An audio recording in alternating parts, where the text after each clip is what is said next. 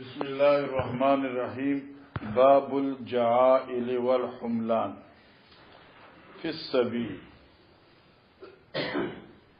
جعائل جمع د جعل دا په معنا د اجرت اور مزدوري.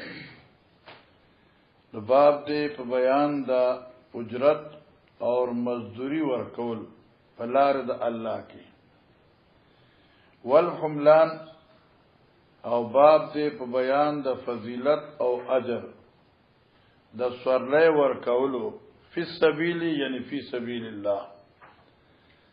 معنا مجاهد جهاد ته روان دي د غیله د لارې خرچه ورکي اجرت ورکي مزدوری ولا ورکي یا یو مجاهدینو د پاره یو خادم ونیوی او دغه خدمت ته پاره او هغه ته مزدوری ورکي یا مجاهد روان دی غیله د لارې زادرا ورکي یا ولا موټر سایکل ورکي او یا چې کوم دی نور څه خدمت وکي. وقال مجاهد قلت لابن عمر الغزو. مجاهد رحم الله فرمایي ما ابن عمر سے توی الغزو مطلوبی یا الغزو اريد الغزو فعل مقدر دی. ما ورته الغزو یعنی سمانه اريد الغزو ز اراده کوم د جهاد. استاد توی جهاد تزن اراده وکم یا الغزو سمانا الغزو مقصود زما جهاد تل غرض دے. قال ابن عمر انی احب ان اعینک بطائفه من مالی ز ورکوم دا خو ما چمداد کوم ستا یو حصے د مال خپل یره تعالی لغونه پیسې در کوما چې په خور کمپیوټر کې روټه وخوري. قلت مجاهد ما وتوی قد اوصى الله عليا الله بما باندې فراخي د مال کړی دا ما څنګه ذات راشته مال را څخشته. قال ما شاء الله وکید ورته. قال ابن عمر وی ان غناک لك دا مال داري دي ځان څخه ساته وختو ترجمه ده شو. ان غناک لك دا مالداری ستاسو لره معنا ما نه پته استعمالداري ستا مالداری ما ته معلومه ده. و انی احب ان یکون من مالی فی هذا الوجه زوم خوم چې زما مال په jihad کې لګولږي خپل مالداری زازر کېدا او زه غواړم چې زما دولت په تار د الله کې لغون ولګي. وقال عمر خلاص عمر سے وی ان ناس یاخذون من هذا المال ليجاهدوا ثم لا يجاهدون. سبحان الله. توجه د مشال سرکار نچته توجه ده. حضرت عمر سے ابو فرمایل چې بعض خلق د بیت المال نه پیسې واخلي بیت المال نه پیسې واخلي چې موږ له پیسې راکې موږ jihad ته زو زادرا وشي لیکن چې کله بیا موږ معلومات کو نه jihad ته نه تللی نو حضرت عمر سے ابو فرمایل چې ما ته پته ولګی دا چې یو سړی بلال د jihad د پونم باندې پیسې د بیت المال لاغس دي او بیا jihad ته لانړ نو فنحن احق بماله معنا موږ ته مال ګوره واپس اخلو لکه د jihad مال بیت المال مال او په jihad صرف کیږي. ان ناس یاخذون من هذا المال ليجاهدوا بشک بعض خلقنا اخلی د مال د بیت المال نه ليجاهدوا چې jihad وکي ثم لا یجاهدون بیا jihad تنزی فمن فعل اغه چا چې دا کار وک فنحن احق بمالی حتا ناخذ منه ما اخذ تب من ډیر حقداریو دای په مال تر دې چې اخلو بد دینه هغه مال چې کوم دی د بیت المال نه غسته دی بیت المال نه 0 روپیا غسته دی مثلا اصل نه دی موږ به خامخا پیسې وصولو. وقال طاووس ومجاهد دوړ تابعین فرمای اذا دفعل کشون تخرج بی فی سبیل الله فصنع بما شئت وضاع عند اهلك اذا دفع اليك شيء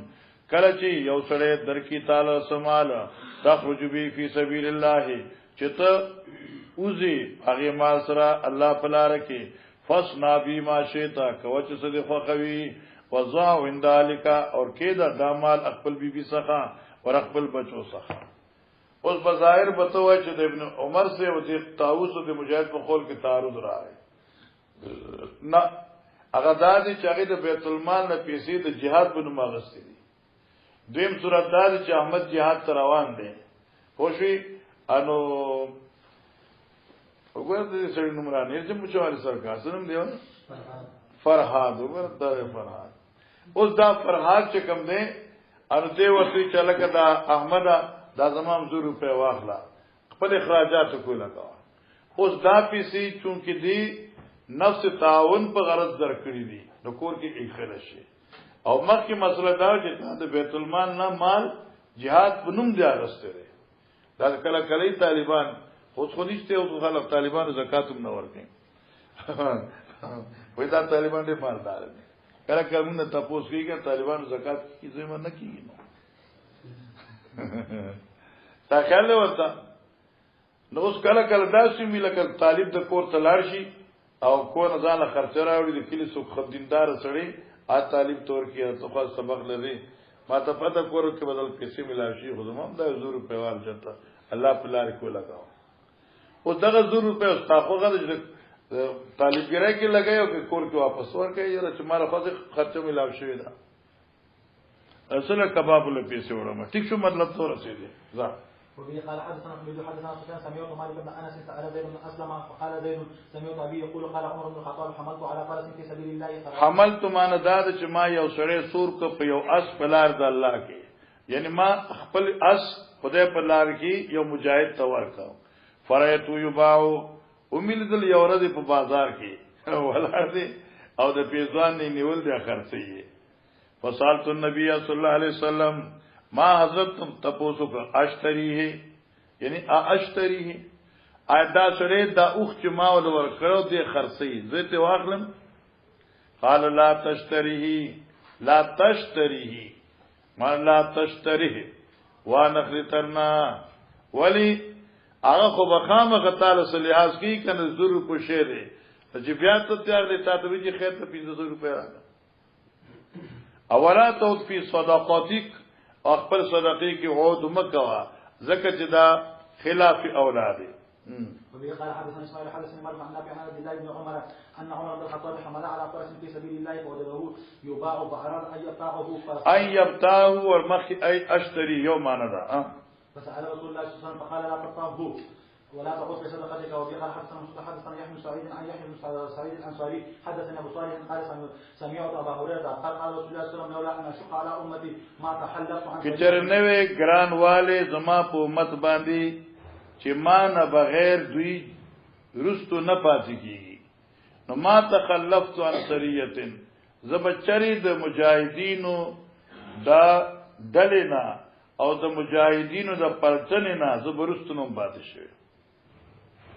هر جهاد ته وځو لیکن بعضی وخت کې زکه نظم چې مدینه کې بعض ضعیفان وي بعض داس ضرورتمند وي لغی بیا پریشان دي. ولكن لا اجد حمولتا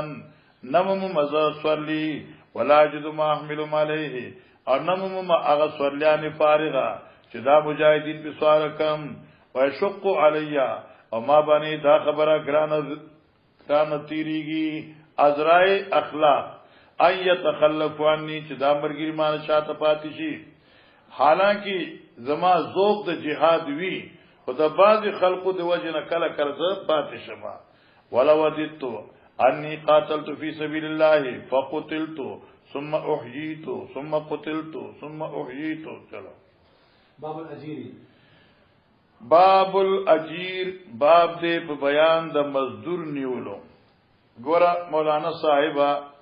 اجیر دو قسم دي زکه چې یو اجیر هغه دی چې داغي له اجرت ورکولم جایز دي اغسل جایز دي او د غنیمت کې هغه لپاره برخم شته دا هغه اجیر دی چې یو مجاهد دی ورغه خپل خدمت ته فارزان سره بوزي چې دې به زما خدمت کوي مال مثلا اسلحه راکې روټه به پخې دا به کې هغه به کوي او زب جهاد کوه دغه سی اجیر چې مجاهد د خپل خدمت ته فارغوزي نو دیل الله اجر مور کوي ترخادي مخلي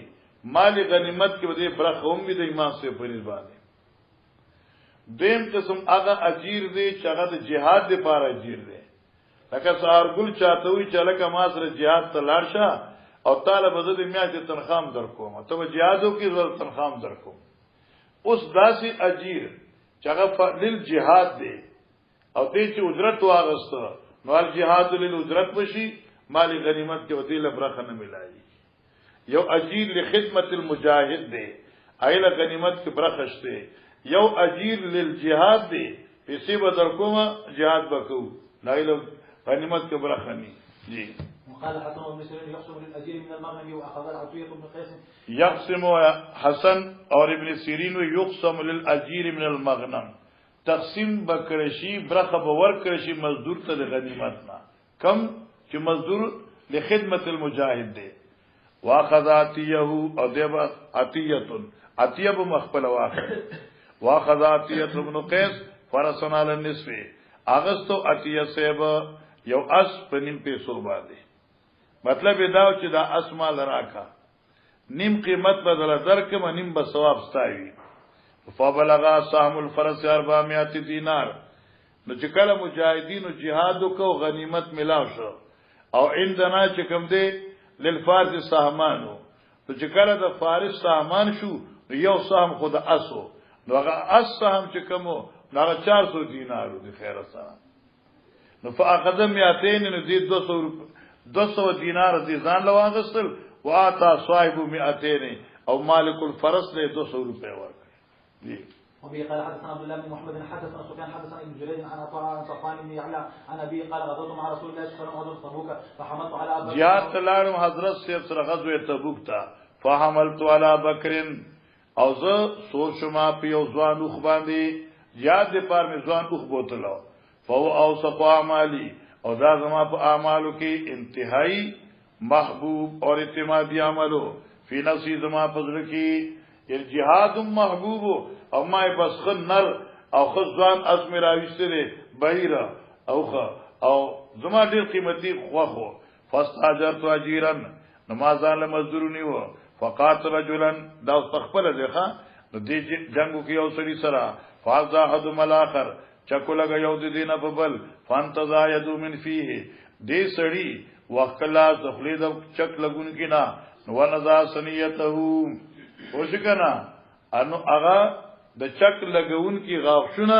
هغه را وکړ فاتن نبی صلی الله علیه وسلم په جی دي سری زما غافونه وکړ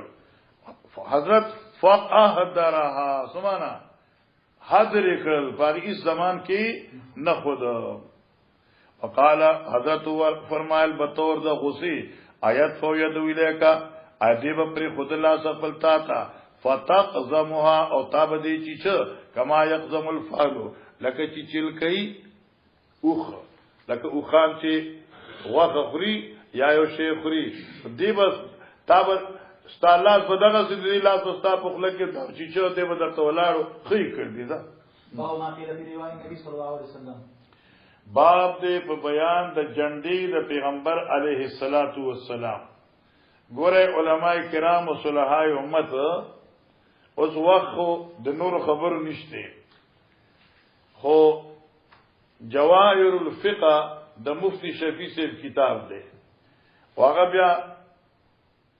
ځان لواخله او پای کې د جنډې باندې ډیر بهترین بحث کړ دی او سم روایت متعلقه بحق اللواء دی هغه الت ذکر دی غټه خبر دادا حدیث کې راځي د پیغمبر یو لواء وا یو رایا بعض علماوی چې لواء غټ عالم ته وي غټه جنډا رایا وړي جنډې ته وي وقيل بالعكس الرايه غټ عالم واللواء وړي کې تشوا وقيل اللواء والرايه الفاظ مترادف معنی یو دریم خبر اللواء دا جنډا عالم د فوج دا والرایتو رایت الامیر مثلا ته جهاد رواني استاد امیر دلته خیمه ده نو دلته برایه لګې درېوا معنا هاذا موضع الامیر امیر سے دلته ده او چې کله پرچنه روانه وا هغه سره یو جنډه وا بیا جنډه د پیغمبر علی السلام څنګه وا یو روایت کې راځي تک سپینا وا یو روایت کې راځي چې خالص تک تور وا یا شو دیم روایت کې راځي چې تور سره سپینواله وو خو تور په غالب وو تور سپینا وا خو تورواله په غالب وو دریم روایت دا دی چې د پیغمبر د رسول الله صلی الله علیه وسلم پیغمبر می زکه جنډه شیخ یاد شه پیغمبر علیه الصلاۃ والسلام جنډه چوا نو ا کان نامیرا پشاندا چیتا شهر وا برګ انزره یعنی تور سپین پوه شو کنه په یو روایت کې راځي چې د پیغمبر علیه السلام جنډه چوا الاحزر تک زیړه وا یو روایت کې راځي پیغمبر علی السلام جنډه چې وا ناغه تک کسرا وا تک کسرا نو سر جنډه زیړه جنډه سپینه جنډه تور جنډه برګ جنډه تور او فقط سپینه چې تور په غالب دا ټول روایت ما درته وی او ان شاء الله چې کله دې ځکه ځان تولی کو عمدة القاری والتفصیل فی عمدة القاری نو بیا چې عمدة القاری ګوري نو ان شاء الله هغه بدیجه کې تاسو خستا خوندور تفصیل وکي او که زه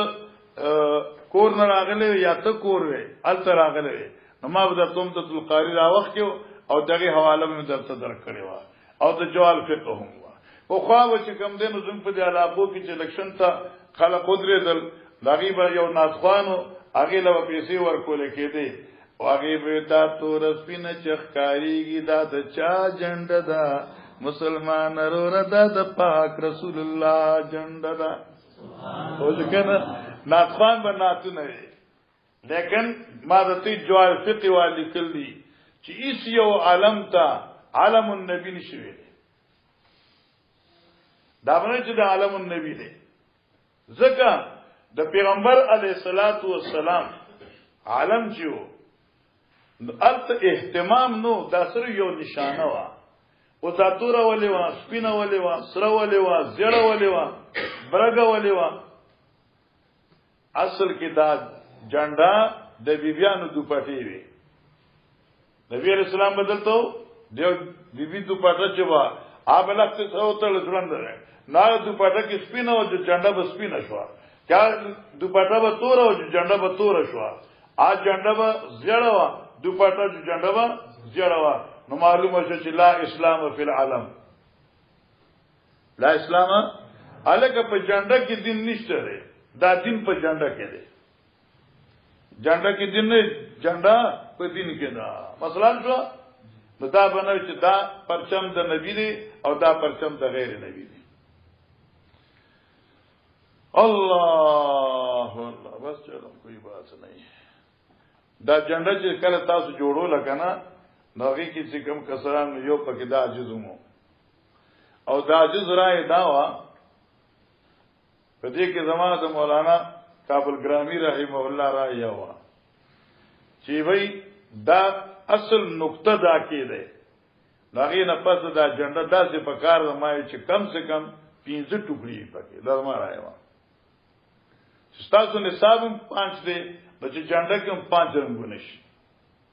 تور دیوم شي سپینه دیوم شي زیړه دیوم شي سره دیوم شي تور دیوم شي او دا ټول رنگونه د حضرت نه ثابتوم دي دا وړي خوان او شو کنه په بهر حال خو خوابوي د غریب مولا په باندې سګروجه نه ماتي اته دا غدا چې باز وخت زویم کنه تاسو یقین وره تاسو به دې لیونه دي سوي تاسو په خدای یقینو کوي کنه چې زه اوسه پوری نه دي چا بنگلې ته پس خېدلې ما نه دي چا دولت ته نه دي چا ګاډي ته علم ته او خکار په زمان نصیب باندې ویل دي تلیکت ما خام باندې ویل ال دې خاصه आवाज راته ارما ول جیب پیسې کوي مې چې سار ملاو شنو دا ولې نام ورکو خسته باندې ویل څنګه ورته کنه انو اسویم چې دا عالم خدا سي لکه چې کمزوري مولا کمزوري ها نو خبره مې کوله داسې خبرو د پاره بیا کله کله چې سړي څخه ډېرې پیسې کنه دا ډېرې پیسو والو خبره ټیک ملګری ډېر ملګری چې پیسې نو زه څه ډب دې مړه پیدا حاضرې څه ډب سړي دا خیال خدا یاد کې دا خبره ان شاء الله عمدۃ القاری کما ته یاد شونه زبردست سار بیا را عمدۃ القاری اما ته کې دا په ټیکس باندې ما چې درس والته کو نو زه خیم تاسو سوال ان شاء الله په خیم درته خیدا څه خبر ان شاء الله نو پوښ کنه لیوا او رایا ٹھیک شو ها یو کې دې دا اردو کې دا خبره چې لګي کنه سیاه چوکور بھی نہیں کہنا تورا مربع خلق جستا سو علاقه کی جنډي جوړې کړې وي کنه بنا دوه یو غاټه بس پینو بلغار تورا دم نشته غوړې یا به یو ځکه تورا بل ځکه بس پینا فوج تک به تورا او امیر څنګه بس پینا خیر په بهر حال دا خو یو خپل یو ذوقي او چې دا ذوق چې پورا کینو چې توروي سپینوي زیړوي سروي نو بس بیا کار پورا کیږي ان شاء الله جی وبه قال حدثنا سعيد بن مريم حدثنا ليس بن سعد اخبرني عقيل عن ابن شهاب اخبرني ثعلبة ابي مالك الخرافي ان كيف سعد الانصاري وكان صاحب لواء رسول الله صلى الله عليه وسلم وكان صاحب لواء رسول الله صلى الله عليه وسلم اراد الحج فرجل ته د پیغمبر علی السلام د جنډي او چتون کېو او کله چې د حج لته نه خستا ګیرا او سر آی وینځلو او منګز کړو جی وبه قال حدثنا قتيبة بن سعيد حدثنا حاتم بن اسماعيل عن يزيد بن ابي عبيد عن سلمة بن الحكوم قال كان علي تخلف عن النبي صلى الله عليه وسلم في خيبر وكان به رمز فقال انا اتخلف عن دا دې تا مخې ویلې نه وځ کنه فخرج علي قال النبي صلى الله عليه وسلم معنا علي صاحب رضی الله تعالی عنہ چې په یو جهاد کې رسو پاتې شو تخلف رسو پاتې شو نبی علیہ السلام فی خیبر په غزوه خیبر کې زکه وکان بی رمضان دای په سترګو تکلیف او دیتا آشوب چشم وي چشمه آشوب چشم سترګو کې چوبراشي چخي راشي سرخی پیدا شي سترګې ټیکلې نو لیک صبر نو چې کله دې رسو پاتې ش کنه نو فقال انا اتخلف عن رسول الله او علي وخاطب پیغمبر سره رسو پاتې شوی اگر jihad ته دل کوري نو فخرج علي ينزا علي سے قوت فلائقا بالنبي صلى الله عليه وسلم فلما كان مساء الليل ليلا کله ما خام شو التي فتحها في صبايا هغه ماقام چې پیغمبر جری په سار خیبر فتح کو فقال رسول الله صلى الله عليه وسلم لو تين الرايا زبخام خدا جنډ ورکوم یا په چلا لا ياخذن غدا رجل اقلب دا جنډ سبا یو سره يحبه الله ورسوله چلا اغه سره مینا کوي د الله رسول الله سره مینا کوي یا حضرت فرما يحب الله ورسوله چاغه سره الله رسول سره مینا کوي او واقعي د رسول سره مینا وا چې رستو پاتې نشو یفتو الله علی الله بدا خبر دې پلاس پته کوي فاذا نحن بعلین مچ قتل نه علي سره روان دي و ما نرجو موږ دا امید نکاو چاغه سره چې د چا پلاس په خبر پته کیا بالی وی وقالوا يا ظالم فاتا رسول الله صلى الله عليه وسلم ففتح الله عليه معنی جنډه ولا ور کړو دي وبه قال حدثنا محمد بن علاء حدثنا ابو صامت عن هشام بن عروه عن ابي عن نافع بن جبير قال سمعت عباس يقول للزبير هنا امرك النبي صلى الله عليه وسلم ان تركوا الرايه سمعت العباس يقول للزبير ما اريد ذا عباس ابن چې زبیر ته وې هاغنا امرک النبي صلی الله علیه وسلم ترکو ذرایا اتا ته پیغمبر علی السلام ویلو چې مکه کله فتح شو تا ته ویلو نو جنډه دل تخه کاغه تازه دي هغه او دقه ویلي جی بسم الله الرحمن الرحیم باب قول النبي صلی الله علیه وسلم ربي مسیرته دغه په اجازه ته عز وجل سنلقي في قلوب الذين تمره خو به پرې خو چې ستړي شي غوې کنه باب قول النبي صلی الله علیه وسلم نصرت بربي مسیرته شهر باب دې بیان د تفسیر دی قول پیغمبر اسلام چې حضرت ویلو زما امداد کړی شوی دی الله طرفنا په روب د دشمن په مقدار د مسافت یو میاشت د چاپیره د مدینې نه چې چا بنم اوریده راځه سوی ماته ده او پریشان وو وقول الله عز وجل سنلقي في قلوب الذين كفروا رعبا شیخ القرآن بڑی رخصت مانا صاحب کہنے شیخ کنا سنلقي في قلوب الذين كفروا رعبا زرد چواب چومز زنده کافرانو کی دبدبستا یرا دبدبستا بما اشرکو بالله پدی سبب چری شرک کر دے اللہ سرا اشرکو بالله شریکان جوړ کړ دي الله سرا د تقی وجنا کما مروب کړ دي او ستارو په ما غالب کړ دي قالوا جابر النبي صلی الله علیه وسلم قربان دي تعالی وبه قال حدثنا يحيى بن بكير حدثنا ليس عن عقيل عن ابن شعب عن سعيد بن المسيب عن ابي هريره ان رسول الله صلى الله عليه وسلم قال بعثت بجوامع الكلم اصل کو بعثت ذلگل شوما بكلم الجوامع با کلمات جامعه سرا او هغه کلمات جامعه الله کتاب قران دی او یا هغه احادیث دي چې هغه دي مختصر لیکن باقی کی د ټول دین نچوړ دي لکه نه ملامال بالنیات مظاهر حق لکی چې 52 مسائل دین مستنبط دي ان ملامال بالنیات یا لک هغه حدیث چلکم دین سے من الدین ترک مالا یعنی یا لک مثلا قل آمنت بالله ثم استقم یا ما يحب لنفسك يحب لاخيك وغير ذلك فبينان نائم اتيت بمفاتيح خزائن الارض فوضعت في يدي حضرت زيول جودوما راکو شمات خزانی دزمکی او کی خودش زما پلاس خزانی دزمکی پلاس کی خودش وی نو کی خودش وکنا یا خو هغه زمانہ وا چلکه یو کجوري باندې وا اډو کو باندې خلقو د کجوري اډو گزاره کولا او بیا داسې وخراغه چې د یو سړي په کور کې لاک روپے دا څه پرتی وي ورغیله وزنه میلاد چې کوم ځکه ز خرج کما قال ابو هريره وقذاب رسول الله صلی الله علیه وسلم ابو هريره نبی اسلام د دنیا نه لاړ وانتم تنتشلونا او تاسو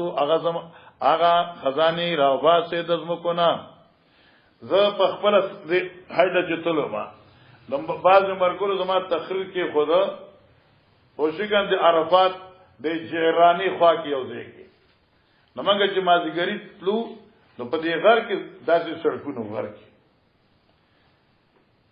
ورکه منغر مرګونه ما ته ما دلته سړي بارا په دلته اوس نشته یاغه څنګه په دې غر کې سونه پیدا شوه دا لاري اغي لپاره جوړ کړی او سونه تی وکړه او سړکونه سپراته پزموکو کې دنه سونه پرتی دي وانتم تنتشلونها تاسو یو باسي اوسه دي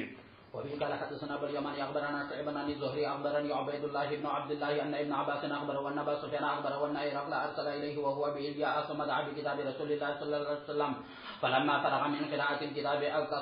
كثر عنده الصخب وارتفعت الاصوات واخرجنا فقلت لاصحابي حين اخرجنا لقد امر ابن ابي كبشة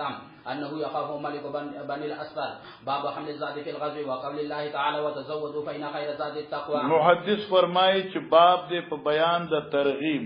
د اورلو د توخي د جهاد په سفر کې چې جهادي مشن سپک نشي لفظ یاد کړه ما په شرح کې لیدل دي اورل د توخي په سفر د جهاد کې چې مشن د جهاد سپک نه کړی شي چې راځه خو جهاد روانو ورونو او خرچه نشته ما څخه ما سره لیکتاونو کوي او بیا بل د تلار شالته بیا اعلان وکي دا د جهاد سره توهین دی زین د کورنا تیار لاشه وقول الله تعالی وتزودوا فإن خير الزاد التقوى نقول السؤال. وبه قال حدثنا عبيد بن اسماعيل حدثنا ابو اسامه عن هشام قال اخبرني ابي قال هشام وحدثني ايضا فاطمه عن اسماء قالت صنعت سفره رسول الله صلى الله عليه وسلم في بيت ابي بكر حين اراد ان يهاجر الى المدينه قالت فلم نجد لسفرته ولسقائهما نربطهما بهما كان یعنی اگر روټي او اگر لوخه دی وبو موږ څنګه سونه چاغي سره موږ د عادت تړلې انو حضرت ابوبکر راتوي چې ته دا دوپټه وشلوا اسماء ما خپل دوپټه وشلولا یو یې کې حضرت توخه می وترلا بل سکی هغه لوخه د وبو مشکیزه می وترلا نو نبی علیہ السلام مراتوی انت ظن تاقین جی فقلت لأبي بكر والله ما أجد شيئا أربط به إلا نطاقي قال فشقه باثنين فاربط بواحد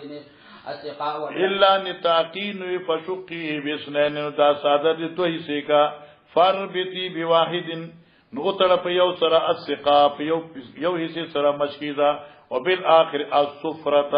هغه دسترخوان چې کوم کې دروټه تحفه ففعلت فذلك سميت ذات النطاقين چلو وبه قال حدثنا علي بن عبد الله حدثنا سفيان قال عمرو اخبرني عطاء سمع جابر بن عبد الله قال كنا نتزود لحوم الأزاحي على عهد النبي صلى الله عليه وسلم قد مر محمد بن المثنى حدثنا عبد الوهاب قال سمعت يحيى اخبرني بشير بن يسار ان سعيد بن النعمان اخبره انه خرج مع النبي صلى الله عليه وسلم عام خيبر حتى اذا كانوا بالصعباء وهي من خيبر وهو ادنى خيبر فصلوا العصر فدعا النبي صلى الله عليه وسلم بالعتيمه فلم يؤت النبي صلى الله عليه وسلم الا بسويق فلوكنا اغه سويق منغه خوشتکړه ثم قام النبي صلى الله عليه وسلم فمزمز ومزمزنا وصلينا. وبه قال حدثنا بشر بن مرحوم حدثنا حاتم بن اسماعيل عن يزيد بن ابي عبيد عن سلمة قال خفت ازواج الناس واملقوا فاتوا النبي صلى الله عليه وسلم في نحر ابلهم فاذن لهم فلقيهم عمر فاخبره فقال ما بقاؤكم بعد ابلكم دا حدیث تاسو مخویل عنبر مېبانه ما بقاؤكم بعد ابلكم معنا سیشه په پاتشي پس دا علالولو د اوخانو نتا څخه معنی یاسو ما بقاؤکم بعد بلکم سیشه به باقی پاتشي تاسو څخه پس علالولو د اوشانو نه فدخل عمر على النبي صلى الله عليه وسلم فقال يا رسول الله ما بقاؤهم بعد ابلهم فقال رسول الله صلى الله عليه وسلم في الناس يأتون بفضل ازواجهم فدعا وبرك عليه ثم دعاهم بيدهم فاحتس الناس نخبانا خلق را جمع کړ هر څه. ثم قال رسول الله صلى الله عليه وسلم اشهد ان لا اله الا الله واني رسول الله باب حمل الزاد على الرقاب. دا اشهد الله دا یاد امکه حدیث تر شوی دی هغه چې پیغمبر اسلام باندې ذاتول جمع کړل حضرت دعا وغوښته هر سړی ځان لا توخه ډکا کا او بیا دغه صفات شو نو چې دا معجزه و د پیغمبر علی السلام او په اختیار د رب کې و نو ذکر اشهد ان لا اله الا الله واني رسول الله یعنی دا زما د رسالت د حقانیت دلیل شو او دا زیاتول د زما د رب اختیار دی. باب حمل زادی علی الرقاب باب دې په بیان د اوچتولو د توخو په خپل سټونو باندې سمان صحابه کرام چې هغه چې کم خپل مالونه او د جهاد د پار چې کمی توخي وړلې په خپل وګوچت کړو دانه چې نوکران ورڅخه جی. وبه قال حدثنا صدقة بن الفضل اخبرنا عبدة عن هشام بن عروة عن أواهب بن كيسان عن جابر بن عبد الله قال خرجنا ونحن 300 نحمل زادنا على رقابنا ففنيا زادنا حتى كان الرجل منا يأكل في كل يوم تمرة. قال الرجل يا أبا عبد الله وأين كانت التمرة تقو من الرجل يعني يو كجوري سنگ يو سويت كفايت كيديش. قال لقد وجدنا فقدها حين فقدناها ومنگم داغي اغا احساس علم مخصوص که چکل آگا یو هم بیا من سخا نوا یعنی آگا یو دیر کار کو من سرا حتی آتینا بحرمون دریاب تلا راب جی فإذا خذم قد قطفه البحر فأكلنا منها 18 يوما ما أحببنا. او دا مینم عنبر باب إرداف المرأة خلف أخيها. گورا علماء کرام مسئله دادا إرداف المرأة که نول د یو سړی سیشه یو یعنی خور رستو دا رورنا ارداف المراتی کې نول د یو خزي خلف اخیها رستو دا رورنا معنی څه شو په موټر سایکل باندې خور رور سره تلیشي خزا خاون سره تلیشي نو خور رور سره تلیشي لیکن دین علاوه اجنبیه اغه نه ذکر الاخرین. چلو. وبه قال حدثنا عمرو بن علي حدثنا ابو عاصم حدثنا عثمان بن الاسود حدثنا ابن ابي ملائكه عن عائشه عنها قالت يا رسول الله يرجع اصحابك باجر حج وعمره ولا دا عائشه به د حدیث مکه تیر شي شاه منډه الحج فقال لها اذهبي وليردف عبد الرحمن فامر وليردف کی او کی دین ابطال رستارور عبد الرحمن رستو فأمر عبد الرحمن أن يعمرها من التنعيم فانتظرها رسول الله صلى الله عليه وسلم بعالم كذا حتى جاءت. وبه قال حدثنا عبد الله حدثنا ابن عيينة عن عمرو هو ابن دينار عن عمرو بن أوس عن عبد الرحمن بن أبي بكر الصديق قال أمرني نبي الله صلى الله عليه وسلم أن أردف عائشة فأعمرها من التنعيم باب الإرداف في عمره ورتوك التنعيم. ها وبه قال حدثنا قتيبة بن باب الارتداف في الغزو والحج. باب د په بیان د جواز د دویمي سورلۍ کې نولو په یو سورلۍ باندې په سفر د جهاد او د حج. اوس پیغمبر علی السلام د مزدلفه نه چې دغینا من عرفات نه مزدلفه پوری او د مزدلفه نه مینا پوری عباس او فضل ابن عباس د ځان سره کینولو یو سورلۍ باندې دوه کسان کینول شي. ٹھیک شو او سفر د حج او جهاد کې تعاون کول شي.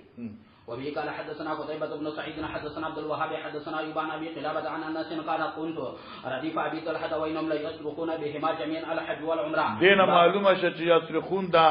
کم حجو کرام کا کاو. باب الرفع على الحمار. باب دې په بیان د دویمه سورلۍ کې نولو په حمار باندې. وګوره شبیر احمد عثماني سم لیکلی دي چې دا د عربی حمارو د عربو حمارو او د عربو حمار چې کوم دین استاد پاکستان د حمار ډیر طاقتور او لکه د افغانستان یو قچری کنه یو د افغانستان خورنی هغه ګوره خد قچر په شان دنګ مضبوطی زګه خو په یو حمار باندې دو درې کې ناستل زه اوس خو چې کنه دو کسان د کینی په یو حمار باندې لکه څنګه احمد وی او صابر الحقی دوی د کینی چې حمار او کله حمار ملامت نه شوی بیا توایا دا هغه حمارانو چې غیبانی دو درې کې ناسدل هغه قچرانو قچر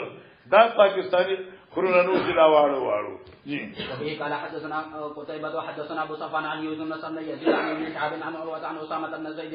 أن رسول الله صلى الله عليه وسلم ركب على حمار على عكاف عليه كتيبة وأردف أسامة وراءه. وبه قال حدثنا يحيى بن بكير حدثنا ليس قال حدثنا يونس أخبرني نافع عن عبد الله أن رسول الله صلى الله عليه وسلم أقبل يوم الفتح من أعلى مكة على راحلته مرضفا أسامة بن زيد ومو بلال ومو عثمان بن طلحة من الحجبتين حتى أناها في المسجد فأمره أن يأتي بمفتاح البيت ففتح فدخل رسول الله. عثمان ابن أبي طلحة من الحجبة ما كتير هذا حجبة حجابنا جابه والا. وما أسامة وبلال وعثمان فما كثر فيها نهارا طويلا ثم خرج فسبق الناس فكان عبد الله بن عمر أول من دخل فوجد بلالا وراء الباب قائما فسأله أين صلى رسول الله صلى الله عليه وسلم فأشار له إلى المكان الذي صلى فيه. قال عبد الله فنسيت أن أسأله كم صلى من سجدتنا. باب من أخذ بالركاب ونحوه. باب دې په بیان د من اخذ بالرکاب ونحوه یعنی هغه شی چې نیول وکي په رکاب سره یعنی رکاب معنی سورلی ده سورلی ځان لواغلی او پاغي جهاد تلار شي جی. وبه قال حدثنا اسحاق اخبرنا عبد الرزاق اخبرنا معمر عن همام او تو کوئی چې الرکاب ان الاعانه علی الرکاب چاله سورلی ورکا یا ستا سورلی مضبوطه را او بل سره ځان سره کې نه دا دې لوی اجر دی. خو دې زمانه کې مصیبت نه کې څوک دې ځان سره کینو نو بیا به تنی یا به ساس فلی نه اوس حالات داسې دي جی.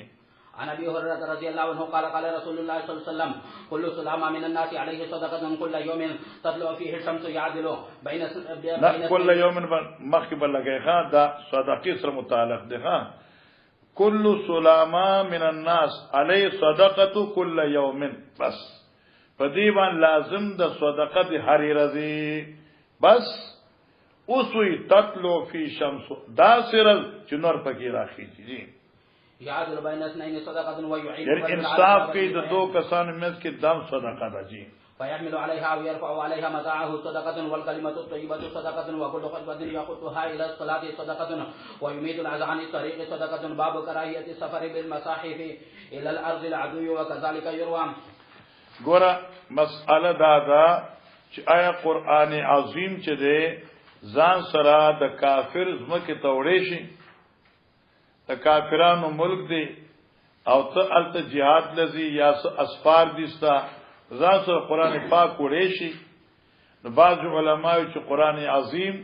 د کفار زمکو توړل مکروه دي په دې اعتبار سره مکروه دي چې داغینه د اذیت یا د توهین سره خطر ده چې د حکومت ته چتستامه کې قران روان اخلي او زمکه روانه شي او چنانچه اوس داسې کیسونه اوشل د مجاهدینو چې د امریکای په توبات ارسیچره کوبا او کوبا کې چون دي ظالمانو با دغه قرآن عظیم پس مکه ورځو مچاوي به پوکړه خپل لاندې وکړه دام دوی مجاهدینو ته یو روحاني اذیت ورکاو نو د کافر زمکه ته قرآن وړل بعض علما چې مکروه دي بعض وی کې چره د دې خطر نه چې استاد کتاب توهین کوي نو بیا وړي شي جی وكذلك يروى عن محمد بن بشر بن عبيد الله عن نافع عن ابن عمر عن النبي صلى الله عليه وسلم وتابعه ابن اسحاق عن نافع عن ابن عمر عن النبي صلى الله عليه وسلم وقد سافر النبي صلى الله عليه وسلم واصحابه في ارض العدو وهم يعلمون القران مان حضرت سفر کړو صحابه سفر کړو پزمکه د دشمن وهم يعلمون القران او دوی الته یو بل د تعلیم د قران کاو په دې معنی دا شو چې لکه وړې شي او دین قول دا دی چې دوی چې کوم تعلیم کوي دا دوی ته یاد وکړه جی وبه قال حدثنا عبد الله بن مسلمة عن مالك عن نافع عن عبد الله بن عمر ان رسول الله صلى الله عليه وسلم نهى ان يسافر بالقران الى ارض العدو باب التكبير دا صورت کې چې خطر د توحید ویږي باب دې په بیان د تکبیر یعنی جواز د تکبیر په وخت د شروع کولو د جنگ لکه پیغمبر علی السلام چې کله په خیبر ته نږدې شو او په دغه وخت خیبر يهوديان چې نغي هغه ذمہداري سامان راغستو خپل پټولتل نبی اسلام چوکتل وی الله اکبر خربت خیبر نو دا جائز ده جی وبه قال حدثنا عبد الله بن محمد حدثنا سفيان عن ايوب عن محمد عن انس قال سبح النبي صلى الله عليه وسلم خيبر وقد خرجوا بالمساح على اعناقهم فلما راوه قالوا هذا محمد والخميس فلجأوا الى الحصن داخل طول پناه واغستا په یو لوی قلا کې فرفع النبي صلى الله عليه وسلم يديه وقال الله اكبر خربت خيبر ان اذا نزلنا بساحه قوم فساء صباح المنذرين واصبنا حمرا ساحه قوم خو پیژنه کې محلد یو قوم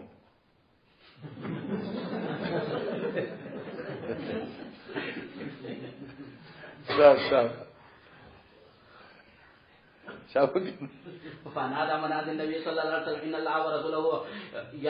ينهيانكم عن لحوم يعني الله دغه رسول تاسو له منکه دغه خود خمرنا نو فاكفيت القدور بما فيها ارسول نوات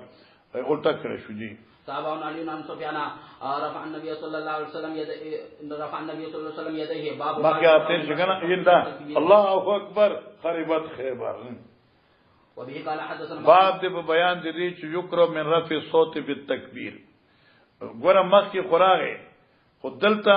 مکروه ده رفع د صوت په تکبیر کې الته و چې حضرت الله اکبر خربت خیبر وي په مقابله د دشمن او چې کله دشمن په مقابله کې ني نو بیا په زور تکبیر ول جایز نه دي لکه صحابه کرام چې په لار راتله او کله چې ډیرت الله اکبر نبی علیہ السلام انکم لا تدون سما اور الته چې دشمن مخامخي بیا الله اکبر وای کنه وځي کنه اکه مشهور ده په پاس کې څو دغه کنه افریسان وی تنگ چې تار دی بوره کې څه دي هغه یې رئیس کپڑے دی هغه چې یو خایفه سبحان الله چې دا ذکر دي هغه چې ته بم نه بګي الله سبحان الله نو یې ده پوجي نو الله اکبر چې دشمن دې مخامخي الله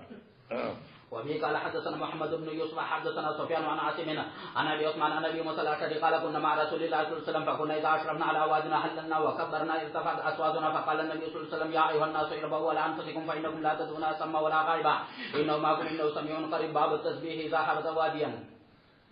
ګوره مولانا صاحبہ مخکې وی چې په زور نه اوس دې کې آداب سفر دی ګوره چې په برزین الله اکبر زکه چې دالوی الله د شان سره مناسب ده او چې کته راځي دا تنزل دی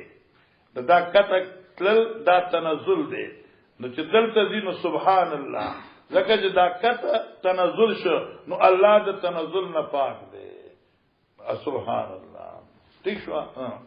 وبه قال حدثنا محمد بن يوسف حدثنا سفيان عن حسين بن عبد الرحمن عن سالم بن ابي جعد عن جابر بن عبد الله قال كنا اذا صعدنا كبرنا واذا نزلنا سبحنا باب التكبير اذا على شرفا اقش چکل په ډیره خېجن الله اکبر وای ځان یوازي. وبه قال حدثنا محمد بن بشار لکه په دې پوړو چې برزین الله اکبر وای سنت ادا کوا او چې کته دې راځي سبحان الله وای. عن شعبة عن حسين بن عبد الرحمن عن سالم عن جابر بن عبد الله قال كنا اذا صعدنا كبرنا واذا تصوبنا سبحنا. تصوبنا معنا دا چې کوزیدو با سبحنا. وبه قال حدثنا عبد الله بن يوسف حدثني عبد العزيز بن ابي سلمة عن صالح بن كيسان عن سالم بن عبد الله عن عبد الله بن عمر قال كان النبي صلى الله عليه وسلم اذا قفل من الحج او العمره خوشي کله چې به حضرت حج نو واپس کېده او العمره یا به عمره نو واپس کېده نو ولا اعلمه الا قال او زنیم خبر مگر پدې چې ویلو ما تزما شیخ الغزوی بس اذا قفل من الغزو بس ٹھیک شو کنه یعنی بعضی وی چې من الحج او العمره خو ما دا یاد کړ دي چې اذا قفل من الغزو یقول كلما او فعل سنیه کله چې وخت په یو ډیره باندې او فدا یا په سخت ازمکه باندې غلیظ ازمکه چې کارجنوي نو کبر صلاه ثم قال لا اله الا الله وحده لا شريك له له الملك وله الحمد ولا كل شيء قدير آئبون تائبون عابدون ساجدون لربنا حامدون صدق الله وعده ونصر عبده وعزم الاحزاب وعده. قال صالح فقلت له الم يقل عبد الله ان شاء الله قال لا جلب. باب يكتب للمسافر مثل ما كان يعمل في الاقامه. درب مهرباني تو ګورا سمره لوی مقام دی او دغه مهرباني ده لکه یو سړی دی اور په حضر کی عبادت کی ٹھیک شو لکه دا شبیر احمد دی په حضر کی عبادت کی شل رکعات ډېر رکعات وضو کی نفلونه کی اوس دی په سفر روان شو دی ته موقع د دې نوافل کول نشته دی نو اوس الله بدیل په سفر کې د هغه عمل اجر ورکړي چې کمی په حضر کې کاو. اوس دینه معلومه شو چې یو سړی مثلا درځي 500 سپاره تلاوت کوي نوافل کوي او دې په جهاد سفر کې وته نو د دې اعمال اجر ورته الله په سفر کې ورکړي. ارزه کوي څنګه یكتب للمسافر مثل ما كان يعمل في الاقامه لیکل کی به اجر لپاره مسافر په مثل دا اعمال چې دې وکول په کور کې جی. وبه قال حدثنا مضر بن الفضل حدثنا يزيد بن هارون اخبرنا العوام حدثنا ابراهيم وابو اسماعيل السكتي قال سمعت ابا برده والصحابه هو ويزيد بن ابي كبشه في سفر فكان يزيد يصوم في سفر فقال له ابو برده سمعت ابا موسى مرارا يقول قال رسول الله صلى الله عليه وسلم اذا مرض العبد او سافر كتب له مثل ما كان يعمل مقيما صحيحا باب السير وحده. جواز سفر یواز بیگا دی ویلو هغه طلیعه واحده یو جاسوس یوازې لګي اکثر روایت بیا راوړو. وبه قال حدثنا الحميدي وحدثنا سفيان وحدثنا حتى دا چې جاسوس یوازې تلشي او دته ته یوازې تلشي کوته دي نه يقولون ندب النبي صلى الله عليه وسلم الناس يوم الخندق فندب الزبير ثم ندبهم فندب الزبير ثم ندبهم فندب الزبير ثلاثا. قال النبي صلى الله عليه وسلم ان لكل نبي حواريا وحواري الزبير. قال سفيان الحواري الناصر. وبه قال الناصر یعنی معاونت کوونکی مددگار مو ہے ها الناصر مرګرتیا کوونکی ادب معنی.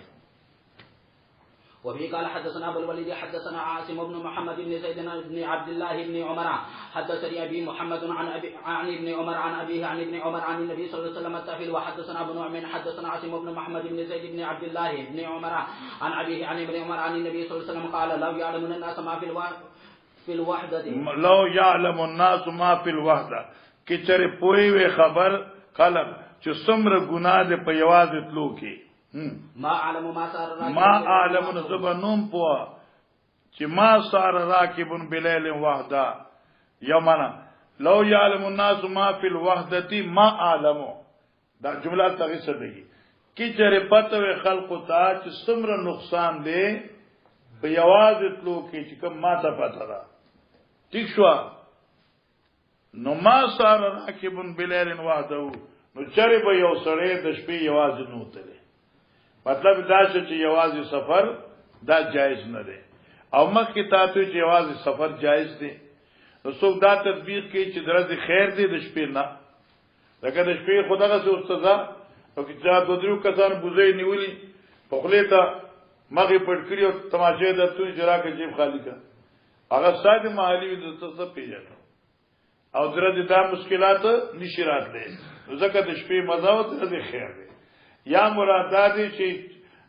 حالات داسې دي چې حالات مناسب ني نو لیلن و نهارن یوازې مزه او کې حالات مناسب وي نو نهارن لیشي ولیلن نا جی باب السرعه في السير وقال ابو حميد قال النبي صلى الله عليه وسلم السرعه في السير نه مراد ده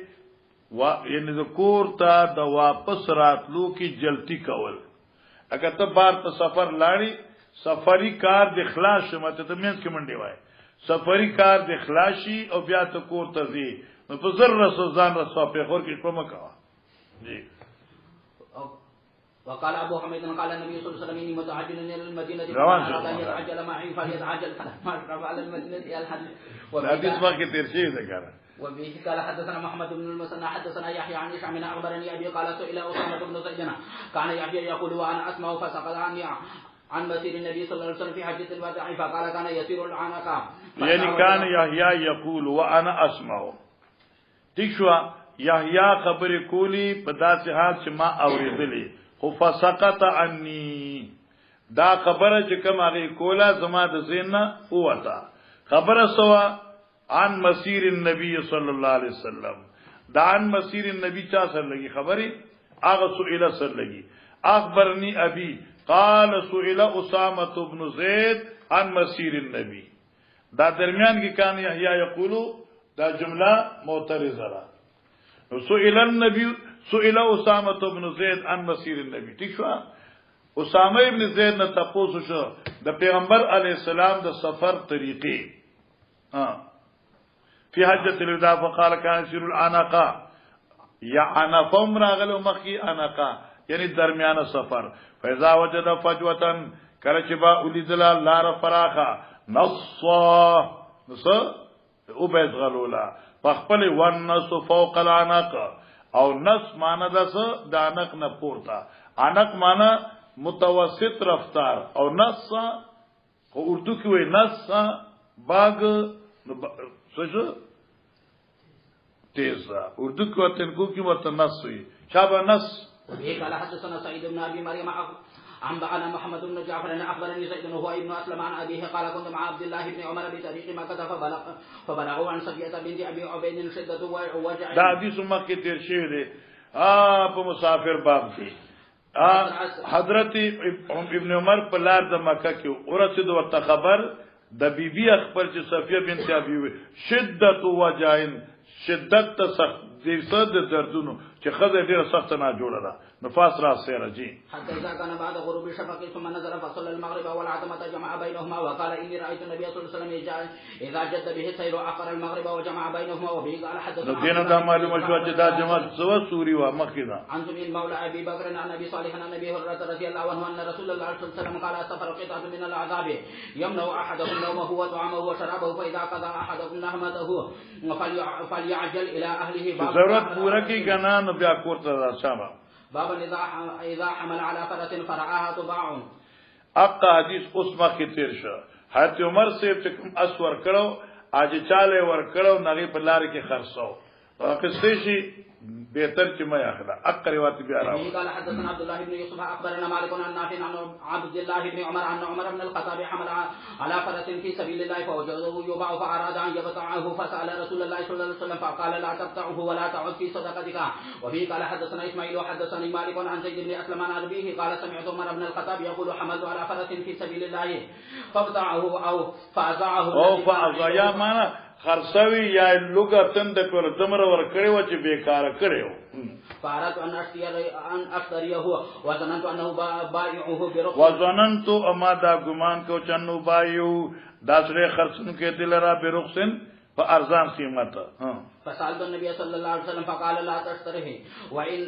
وان بدرهم فان العائد فيه وان بدرهم يعني وان كان بدرهم اگر چې په یو روپے دل درکې كالكلب يعود في قيئه. باب الجهاد. امنګو چې دا د کرایت حرام نه دی، باقی ایمو چې دا حرام دی موږ مکروه دي. باب الجهاد باذن الابوين. وردا مکه تیر شوی دی چې جهاد چې کله فرض عین وي بیا اجازه د چا ضروری نه دی، او چې فرض کفایه نو د مور خپل د اجازت نه بغیر نشیتله. دا رنګ علم چې ضرورت نه فارغ وي نو کې اجازه ته والدین نو وکا او کینی نو مکا. ٹھیک شو؟ هغه ته منطق وای یا فلسفه وای یا ریاضی وای، د پدې کې د والدینو تپوس کوي.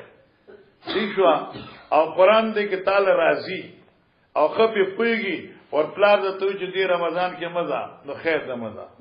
او چې ته په قران باندې نه پويږي او ناراضي هغه ته به نزي نو ته به ښه زرا اعظم دلته بازار ته زما نو در راوځي درسګات کې به درس کوي. چلو. وبه قال حدثنا آدم وحدثنا شعبة وحدثنا حبيب بن أبي ثابت قال سمعت أبا العباس الأشاعرة وكان لا يفهم في حديث قال سمعت عبد الله بن عمر يقول جاء رجل إلى النبي صلى الله عليه وسلم فاستأذنه في الجهاد فقال أحي والداك أحي والداك أي ما پیو تیرے زندے نو نام ففيما فجاهد زد امور ابدار خدمت کوا. جی. باب ما قيل في الجرس ونحوه في عناق الإبل. باب دې په بیان د هغه روایتو چې ویل شوی دي په بار د ټاله جرس پیجنې ګنګړي پیجنې ګنټیانه ونه یاد دې په مثل فی عناق الابل په هغه غاړو د اوخانو کې. بعض علما کرام فرمایي چې دا مکروه دي. سوی دا مکروه دي. ها نو ولې ځکه چې دا مزامیر شیطان دي نو دا مکروه دي. او نن سبا خو د موبایلو کې هغه غانی دي چې الله دې معافو کی دا مزامیر دي.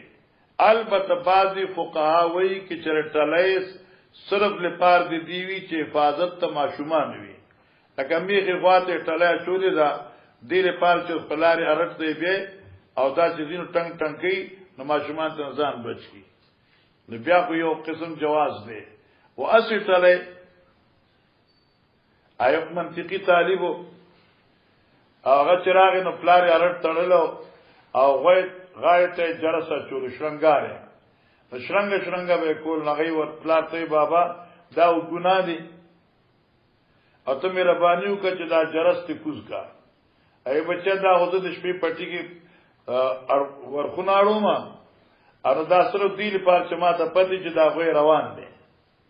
څنګه ورته دا غوي روان دي او کچره څنګه ني دې ما ته پچ دې اوس ولاړ دي هغه څنګه ډېر منطقي وو. دغه ورته بابا یو خبر ته زو کما بیاغه څه کچره دې په ولاړ سړ خوځي څنګه کې نه بیا نا پلا ډیرو خیر هغه بچي دا منطق دین دی دغه سره تا ویل تا کله هرڅه کما ماشاءالله وفي قال حدثنا عبد الله بن يوسف اخبرنا مالك عن عبد الله بن ابي بكر عن عباد بن تميم ان ابا بشير الانصاري اخبره انه كان مع رسول الله صلى الله عليه وسلم في بعض اسفاره. قال عبد الله حسبت انه قال والناس في مبيتهم فارسل رسول الله صلى الله عليه وسلم رسولا الا تبقين في رقبه بعين قلاده من وتر او قلاده الا قطعت. باب من ایک منٹ دا تاسو ابو داود شریف کی ویلی زمانی جاہلیت کی خلق بد اوخان سرا د کوډ منتر تعویذونم غاړي تا چو او لکه زمون په دې زمانہ کې د ساورو بچو سره لکه د غوا بچي د میخي بچي سره په غاړه کې د کټه خپو تړي وې دې لپاره چې دې بیا تختی نه چې تختی نه په زنګون لګي. نبی علیہ الصلوۃ والسلام د دین منع کړی دا چې د یو ساوري په غاړه کې داسې لرګي واچي چې خوف ته خپي کې دوی یا لکه تیر ورته ځوان کې خوف د مړ کې دوی اوس لکه تیر ځوان دی او کې دې ته تکینیا تیر ورته نه شماره تا نو چې دا ذکر نو څو پکې پاتې شي. ٹھیک شو دارګه کنجه کې چې هغه په خلقو پرفه د نظر مؤثر منل هغه د پیغمبر څخه منع کړی دا ذکر لا تبقینا فاتذ نه کړی شي پرید نه خود شي فی رقبه بین قلادتن غار دوخه یو قلاده تیشوا ولا من وترن د وترنا د کوډ منتر او قلادتن الا قطعت تیشوا مپرګ د اس قسم قلاده مگر هغه غوسه کوي جی باب منقض دی بافی جشن فخرجت امرأة او دا به دې صرف دی لپاره لګور چې طرفه د نظر کې موثر منل جی او کان له سرن اهل یوزن له باب بیان دغه چا اوکتوتی بد پی جیش دا حدیثم تا مخ کې ویل دي نوم ولیکل شد دی په jihad کې فخرجت امراتو حاجا او ته د کورنا د دې خزا اراده د حج باندې او کان له عذرن یاد دې سړی سو عذر پیښ حال یوزن له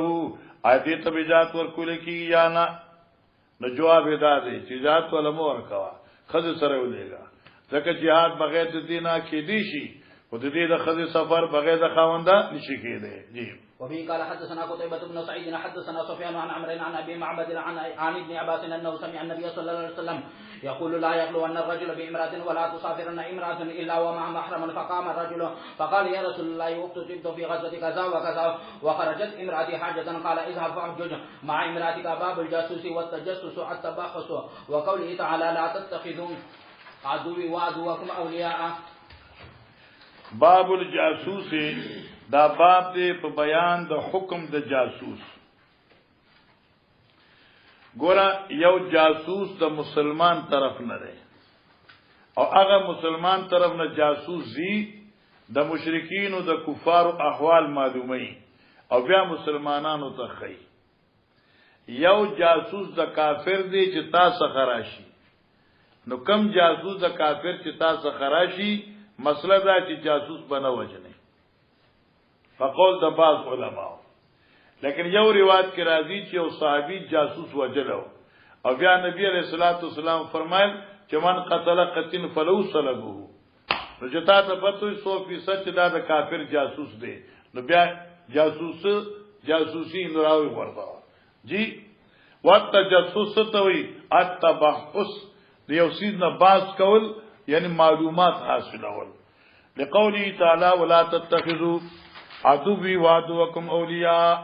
زما دشمن سره دوستی مکوا نو دینه دا معلومه شوا چې هغه تجسس د مسلمان طرف نه کافرانو ته حرام دی چې سړی وی مسلمان او احوال د مسلمان وړي کافر تا لکه دې حدیث کې خاطب ابن ابي بلتا خط دغه مسلمانو په د پیغمبر سره د صحابه خبري لیکلي حالات او مکی والے سے لے گلو شابه حدیث ہوا وفي قال حدثنا علي بن عبد الله حدثنا سفيان قال عمرو بن دينار سمعت منهم مرتين اخبرني حسن بن محمد اخبرني عبيد الله بن ابي رافع قال سمعت عليا يقول بعثني رسول الله صلى الله عليه وسلم انا وزبير والمقدام بن الاسود قال انطلقوا حتى تاتوا روضه اخاخ فان بها زينه ومع كتاب فخذوه منها فانطلقنا تعاد بنا خيلنا حتى انتهينا الى روضه فاذا نحن بزينه فقلنا اخرج الكتاب فقالت ما معي من كتاب فقلنا لا تخرجن الكتاب أو لتلقين الثياب فأخرجته من إقاسها فأتينا بها رسول الله صلى الله عليه وسلم فإذا فيه من حاذف ابن أبي بلدعة إلى أناس من المشركين من أهل مكة يخبرهم ببعض أمر رسول الله صلى الله عليه وسلم فقال رسول الله صلى الله عليه وسلم يا حاذف ما هذا قال يا رسول الله لا تعجل علي إني كنت امرا ملصقا في قريش ولم أكن من أنفسها وكان من معك من المهاجرين لهم قرابات بمكة يحمون بها أهلهم وأموالهم فأحببت إذا فاتني ذلك من النسب فيهم أن أتخذ عندهم يدا يحمون بها قرابتي وما فعلت كفرا ولا ارتدادا ولا لذنب الكفر بعد الإسلام فقال رسول الله صلى الله عليه وسلم قد صدقكم قال عمر يا رسول الله دعني أضرب عنق هذا المنافق قال إنه قد شهد بدرا وما يدرك لعل الله أن يكون قد اطلع على أهل بدر فقال اعملوا ما شئتم فقد غفرت لكم فقال سفيان وأي إسناد هذا وأي إسناد هذا منا ابن عيينوي چدري سند کم سند دی یعنی سند عالی دی جی باب القصه للاساره او دا روایت القصه الکه چې کم قیدیان د مشرکین طرف نه راشي او دغه جامنی نو ته ول جامع ورکا بربندې م پاتې کا ورس او دې څنګه جامع وباسي هغه عباس راغله او سارا بدر کې ابن ابي ول خپل قمیص ورکړو جی وفي قال حدثنا عبد الله بن محمد حدثنا ابن عيينة عن عمرو سمع جابر بن عبد الله قال لما كان يوم بدر أوتي بأسارى وأوتي بالعباس ولم يكن عليه ثوبا فنظر النبي صلى الله عليه وسلم له قميصا فوجدوا قميص عبد الله بن أبي يقدر عليه فكساه النبي صلى الله عليه وسلم إياه فلذلك نزع النبي صلى الله عليه وسلم قميصه الذي ألبسه. قال ابن عيينة كانت له عند فأحب أن يكافيه بدل خلاص کیجی. باب فضل من اسلم على يديه رجل. باب د په فضیلت دا غچا چې دغه په دعوت یو سره اسلام قبول کی. اګه نبی علیہ السلام چې علی صاحب یمن ته لګا دی اوجړل. نبی علیہ السلام ورته کې یو سره ستا په لاس مسلمان شو په تعالی دنیا او د مافیها نه بهتر دی. جی. وبه قال حدثنا قتيبة بن سعيد حدثنا يعقوب بن عبد الرحمن بن محمد بن عبد الله بن عبد القاري عن ابي حازم اخبرني سامون قال قال النبي صلى الله عليه وسلم يوم خيبر لا أوتي ان الراية غدا رجلا يفتح على يده يحب الله ورسوله ويحبه الله ورسوله فبات الناس ليلتهم ايهم يعطى فغدوا كلهم يرجوه فقال اين علي فقيل يستقي عينيه فبصق في عينيه ودعا له فبرأت ان لم يكن به وجع فاعطاه فقال وقاتلهم حتى يكونوا مثلنا فقال انفضها على رسلك حتى تنزل بساحتهم ثم ادعوهم الى الاسلام واخبرهم بما يجب عليهم فوالله لا يهدي الله بك رجلا خير لك من ان يكون لك حمر النعم. باب الاسارة في السلاسل. باب الاسارة في السلاسل. باب د بیان د فضیلت تقیدیانو چې ترلشي په زنجیرانو کې. الله اکبر. یعنی هغه مسلمان چې په زنجیرانو کې قیدی شي وي او اسلام په خاطر دې مشکلات تیری الله به دې جنت ورکړي. یو دیم هغه اسارا چې په زنجیرانو تړل شو د اسلام په مقابله کې راغلو او بیا غیله اسلام الله توفیق ورکړ او هغه په اسلامی حالت کې جنت تلاش راغلي کافرو اسارا بیا مسلمانان شو. وفي قال حدثنا محمد بن بشار حدثنا غندر حدثنا شعبة عن محمد بن زياد عن ابي هريرة رضي الله عنه عن النبي صلى الله عليه وسلم قال عجب الله من قوم يدخلون الجنة. عجب الله خوشالي دا قوم نه داخلي به جنت ته په سلاسل یعنی هغه مسلمانان چې د کفارو په قبضه کې راشي او پاتکړو کې تړل شي او بیا دغه شهیدان کړي شي نو چې کله جنت ته دین الله په خوشالي چې دا غسړي اسلام دې پر چې دې تات کړه چول شي. الله اکبر ولله الحمد.